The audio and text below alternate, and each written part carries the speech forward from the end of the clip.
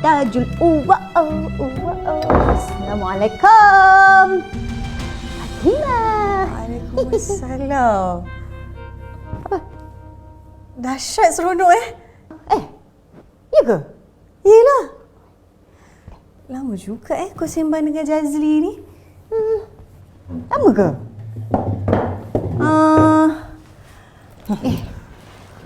Lama ke? Tak lama lah. Kejap je. Sebab lepas tu aku pergi supermarket. Kejap je. Apa je lah. Ni, dia cakap apa? Oh, macam biasalah kan.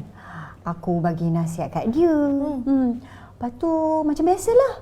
Dia mengiyakan nasihat aku. Macam tu lah. Ya ke? Kau tak percaya aku Bukan tak percaya, tapi aku perasan semenjak ni kau asyik keluar dengan Jazli. Dah lah selalu keluar dengan Jazli, lepas tu tak ajak pula aku. Aku muskil lah, apa sebenarnya kau cakap dekat dia Kau ni kan jangan muskil sangat lah. Ni jodoh ni di tangan siapa?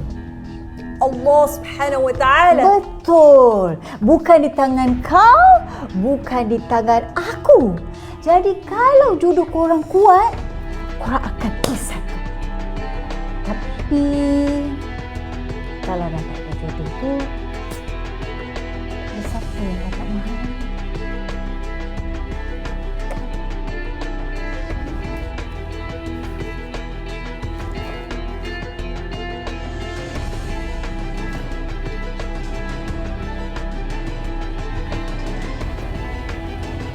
Pelik lah kakak aku ni. Takkanlah dia pun nak Jazli juga. Astaghfirullah. Tak. Ni dah su'udzon dah ni. Ni dah sangka buruk dah ni.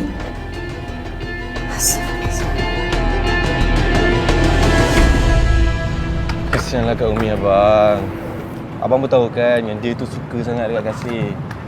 Itulah sekarang ni pun abang fikirkan pasal Umi je, tahu tak? Abang tak sampai hati dengan Umi tu. Tapi pada masa yang sama, Kasih tu dia tak nak. Tapi Umi dengan Antijah tu beria-ria nak satukan kita orang. Tu dia tahu. So kesimpulannya abang akan tetap dengan keputusan abang lah. Entahlah, abang pun tak tahulah. Tak tahu pula, kata dah buat solat istikharah, dah dapat petunjuk, takkanlah boleh salah lagi kot. Betul, abang dah buat solat istikharah. Tapi bila dah jadi macam ni, abang pun tak tahu nak fikir macam mana.